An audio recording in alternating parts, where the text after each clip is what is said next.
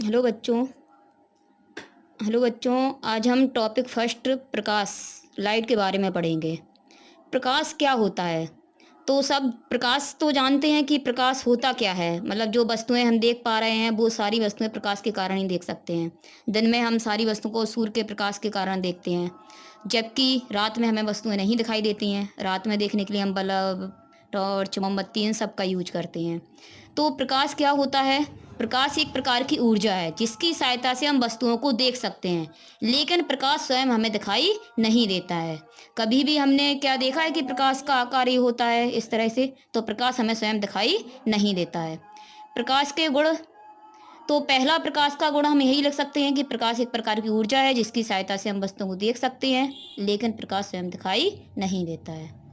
दूसरा गुण है प्रकाश सीधी रेखा में चलता है। तो हम लोग देखते हैं कि जैसे एकदम अंधेरा कमरा हो और वहाँ पर कहीं अगर छोटा सा एक छेद हो, तो धूल के कण जैसी एक हमें सीधी लाइन सी दिखाई देती है वहाँ से आती हुई। तो एकदम सीधी लाइन दिखाई देती है, तो वो प्रकाश ही होता है। प्रकाश सीधी रेखा में चलता है। इसके बाद तीसरा पॉइंट है कि प्रकाश निर्वात में भी चल सकता है। अब निर्वात क्या होता है? जैसे कोई हम एक खाली गिलास ले लें जिसमें कुछ भी ना हो, एकदम खाली हो गिलास, तो उसमें वह अभी खाली है लेकिन वह निर्वात नहीं है, अभी भी उसमें वायु है। अगर वहाँ की उस गिलास की वायु को हटा दें तो हम कह सकते हैं कि वह निर्वात है। तो निर्वात का तात्पर्य ऐसी जगह से होता है कि जहाँ पर वायु भी ना हो, तो वहाँ पर प्रकाश चल सकता है। और जब प्रकाश निर्वात में चलता है तो उसकी चाल 3 गुणा 10⁸ मीटर पर सेकंड होती है। अगला पॉइंट है प्रकाश पारदर्शी माध्यम से होकर गुजर सकता है लेकिन अपारदर्शी माध्यम से होकर नहीं गुजर सकता है। पारदर्शी माध्यम ऐसा माध्यम जिसके आर पार देखा जा सके, जैसे जल है, कांच है, इसके आर पार हम देख सकते हैं। और अपारदर्शी माध्यम वे माध्यम जिसके आर पार नहीं देखा जा सके, जैसे लकड़ी है, प्लास्टिक है, इस तरह के माध्यम हो जाते हैं अपारदर्शी माध्यम। तो प्रकाश पारदर्शी माध्यम से होकर गुजर सकता है लेकिन अपारदर्शी माध्यम से होकर नहीं गुजर सकता है। प्रकाश वैद्युत चुंबकीय तरंगों के रूप में चलता है। तो हमने पढ़ा हुआ है तरंगे 2 प्रकार की होती हैं, यांत्रिक तरंगे, वैद्युत चुंबकीय तरंगे। यांत्रिक तरंगे वे तरंगे होती है जिन्हें चलने के लिए माध्यम की आवश्यकता होती है, और वैद्युत चुंबकीय तरंगे वे तरंगे होती हैं जिन्हें चलने के लिए माध्यम की आवश्यकता नहीं होती है। तो इस आधार पर हम कह सकते हैं, ऊपर हमने पढ़ा हुआ है कि प्रकाश निर्वात में चल सकता है, यानी जहाँ पर वायु भी ना हो वहाँ पर भी प्रकाश चल सकता है। तो इस आधार पर हम कह सकते हैं कि प्रकाश वैद्युत चुंबकीय तरंगों के रूप में चलता है।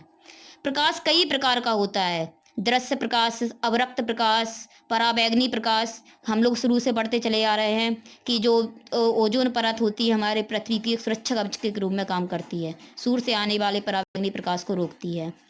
दृश्य प्रकाश, जिस प्रकाश से हम वस्तुओं को देख सकते हैं वो प्रकाश दृश्य होता है। अवरक्त प्रकाश, इसे हम देख नहीं सकते हैं, लेकिन जैसे देखा होगा कि जो टीवी, डीवीडी प्लेयर आदि के रिमोट होते हैं उसके आगे एक छोटा सा बल्ब लगा होता है, उससे भी प्रकाश निकलता है, लेकिन हमने कभी प्रकाश निकलते हुए उससे देखा नहीं है। अगर उसे मोबाइल के कैमरे पे लगा दिया जाए तो हम देखते हैं कि रेड कलर की लाइट सी जलती हुई दिखाई देती है, तो वो प्रकाश अवरक्त प्रकाश है। तो हम जो वस्तुएं देखते हैं वो दृश्य प्रकाश के कारण देखते हैं। उस दृश्य प्रकाश की तरंगदैर्ध्य होती है 3900 एंगस्ट्रम से 7800 एंगस्ट्रम। ये दृश्य प्रकाश की तरंगदैर्ध्य होती है। कहीं कहीं पे 4000 से 8000 भी दीजिए, तो 3900 से 7800 या 4000 से 8000 कुछ भी हो सकती है। तो हम ऊपर पढ़ चुके हैं कि प्रकाश निर्वात में भी चल सकता है, अर्थात जहाँ पर वायु ना हो वहाँ पर भी प्रकाश चल सकता है। तो इस आधार पर हम कह सकते हैं कि प्रकाश वैद्युत चुंबकीय तरंगों के रूप में चलता है। प्रकाश में कई घटनाएं होती हैं, जैसे परावर्तन, अपवर्तन, वर्ण विक्षेपण, प्रकीर्ण, व्यतिकरण, विवर्तन, ध्रुवण। अब इन सब घटनाओं के बारे में हम पढ़ेंगे। अभी हम प्रकाश के परावर्तन के बारे में पढ़ेंगे आगे, और भी इन सभी की घटनाएं जो हैं उनके आगे चल के हम डीपली उनके बारे में पढ़ेंगे, तो यहाँ पर हम इन घटनाओं के बारे में ज़्यादा नहीं समझाएंगे। प्रकाश के स्रोत, जहाँ से प्रकाश उत्पन्न होता है वो सब प्रकाश के स्रोत हो जाएंगे। तो प्रकाश के 2 स्रोत होते हैं, प्राकृतिक स्रोत और कृत्रिम स्रोत। प्राकृतिक स्रोत वे स्रोत जो प्रकृति के द्वारा प्राप्त हुए गए हों, जैसे सूर्य सबसे ज़्यादा प्रकाश देने वाला प्राकृतिक स्रोत। मतलब हम जो देख सकते हैं सारी जगह की वस्तु, वो सूर्य के कारण ही देख पाते हैं। सूर्य है, तारे हैं, ये सब प्राकृतिक स्रोत हैं। कृत्रिम स्रोत में जो मनुष्य के द्वारा निर्मित किए गए हों, जैसे बल्ब, मोमबत्ती, लालटेन, लैंप, दिया, कई तरह और भी हो सकते हैं कृत्रिम स्रोत, तो ये हो जाते हैं कृत्रिम स्रोत। इसके बाद आता है प्रदीप्त वस्तुएं। तो प्रदीप्त वस्तुएं ऐसी वस्तुएं होती हैं जिनमें स्वयं का प्रकाश होता है, प्रदीप्त वस्तुएं कहलाती हैं, जैसे सूर्य, बल्ब, मोमबत्ती, लालटेन। तो इनमें स्वयं में का ही प्रकाश होता है, मतलब इन्हें दूसरों के प्रकाश की आवश्यकता नहीं होती है। तो ये सारी हो जाती हैं प्रदीप्त वस्तुएं। इसके बाद आता है अदीप्त वस्तुएं। तो अदीप्त वस्तुएं वे वस्तुएं होती हैं जिनमें स्वयं का प्रकाश नहीं होता है, लेकिन अगर दूसरों का प्रकाश डाला जाए तो ये चमकने लगती हैं, अदीप्त वस्तुएं कहलाती हैं। जैसे चंद्रमा, चंद्रमा में स्वयं का प्रकाश नहीं होता है। यदि चंद्रमा में स्वयं का प्रकाश होता तो हम रात में भी वस्तुओं को देख सकते थे, जिस तरह से हम दिन में देख सकते हैं। मेज, कुर्सी, दीवार, इनमें प्रकाश नहीं होता है, लेकिन अगर इन पर प्रकाश डाला जाए तो ये चमकने लगती हैं। तो ये हो जाती है प्रदीप्त और अदीप्त वस्तुएं। इसके बाद हम पढ़ेंगे प्रकाश पुंज। पुंज का मतलब होता है समूह, मतलब प्रकाश की किरणों का समूह कहलाता है प्रकाश पुंज या प्रकाश किरण पुंज। 3 प्रकार की होती हैं, अभिसारी प्रकाश पुंज, अपसारी प्रकाश पुंज और समांतर प्रकाश पुंज। अभिसारी प्रकाश पुंज में कई सारी प्रकाश की किरणें चलेंगी और ये सभी किरणें एक जगह जाके एकत्रित होंगी, तो वो प्रकाश पुंज हो जाती हैं अभिसारी। मतलब अभिसारी प्रकाश पुंज में क्या होता है कि सभी किरणें एक जगह जाके और इकट्ठी हो जाएं, एक बिंदु पे जाके मिल जाएं, तो प्रकाश पुंज हो जाएगा अभिसारी। जबकि अपसारी प्रकाश पुंज में किरणें एक बिंदु से चलेंगी और चारों दिशाओं में फैल जाएंगी, तो वो प्रकाश पुंज हो जाएगा अपसारी। और समांतर प्रकाश पुंज, समांतर प्रकाश पुंज में किरणें समांतर चलती हैं। जैसे हमने समांतर रेखाएं पढ़ी हैं, समांतर जैसे 2 रेखाएं हैं और दोनों रेखाओं की दूरियां हर जगह समान रहें, आगे जाके कहीं भी ना कटें, तो वे समांतर रेखाएं होती हैं। तो यही किरणें समांतर अगर चल रही हैं तो वे प्रकाश पुंज हो जाता है समांतर प्रकाश पुंज। तो प्रकाश पुंज 3 प्रकार का होता है, अभिसारी, अपसारी और समांतर। अभिसारी में किरणें एक जगह एकत्रित होती हैं, जबकि अपसारी में किरणें एक बिंदु से चलकर चारों दिशाओं में फैल जाती हैं, और समांतर प्रकाश पुंज में किरणें समांतर चलती हैं। परावर्तन के बारे में पढ़ेंगे।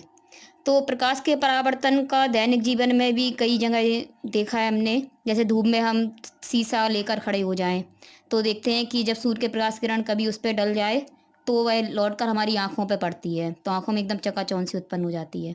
या हम शीशे में चेहरा देखते हैं तो वो भी प्रकाश का परावर्तन है। प्रकाश का परावर्तन का तात्पर्य है कि कोई भी प्रकाश स्रोत से आने वाली किरण किसी पृष्ठ से टकराए, चिकने पृष्ठ से टकराकर लौटकर वापस आ जाए, तो वो घटना होती है प्रकाश का परावर्तन। यहाँ पर जैसे हमने एक चिकना पृष्ठ लिया है, चिकने पृष्ठ के लिए इसके लिए एक तरफ पॉलिश कर दी जाएगी। जैसे कोई कांच की प्लेट ले लो, उस पर एक तरफ पॉलिश कर दो तो बन जाता है चिकना पृष्ठ। इस चिकने पृष्ठ पर हम एक किरण को डालेंगे, प्रकाश की किरण। तो एक किरण जो डाल रहे हैं वो हो जाएगी आपतित किरण। इस बिंदु से पर ये किरण डाली जा रही है, इस बिंदु, तो ये बिंदु कहलाएगा आपतन बिंदु। यहाँ से ये किरण टकराकर वापस लौट जाती है, तो इस किरण का ये परावर्तन हो रहा है, इसलिए इसे हम कहेंगे परावर्तित किरण। इस बिंदु पर खींच दिया जाएगा आपतन बिंदु पर अभिलंब, यानी 90 अंश का कोण बनाती हुई रेखा इस पृष्ठ से। तो प्रकाश का परावर्तन, प्रकाश की किरण का किसी चिकने पृष्ठ से टकराकर वापस लौटना प्रकाश का परावर्तन कहलाता है। प्रकाश के परावर्तन के 2 नियम होते हैं। पहला नियम होता है कि आपतित किरण, परावर्तित किरण और आपतन बिंदु पर अभिलंब तीनों एक ही तल में होते हैं। यानी अगर हम ये तीनों रेखाएं खींच रहे हैं तो ये तीनों रेखाएं इसी कागज पर खिंच जाती हैं, तो इसका तात्पर्य है कि ये तीनों किरणें ही एक ही तल में होती हैं। दूसरा नियम है आपतन कोण और परावर्तन कोण सदैव बराबर होते हैं। आपतित किरण अभिलंब से जो कोण बनाती है वो कहलाता है आपतन कोण, और आई से लिखते हैं। और परावर्तित किरण अभिलंब से जो कोण बनाती है वो कहलाता है परावर्तन कोण आर। ये दोनों ही कोण हमेशा बराबर होते हैं, अर्थात यदि कोई किरण को हम 30 अंश कोण पर डालेंगे तो वह लौटकर 30 पर जाएगी, 60 अंश कोण पर डाल रहे हैं तो 60 अंश पर ही जाएगी, 90 अंश कोण पे किरण को डालेंगे तो वह 90 अंश पर ही वापस लौट जाएगी। यानी हम जितने कोण पर किरण को आपतित करेंगे किरण उतने ही कोण पर परावर्तित हो जाएगी। तो दूसरा नियम होता है कि आपतन कोण और परावर्तन कोण सदैव बराबर होते हैं।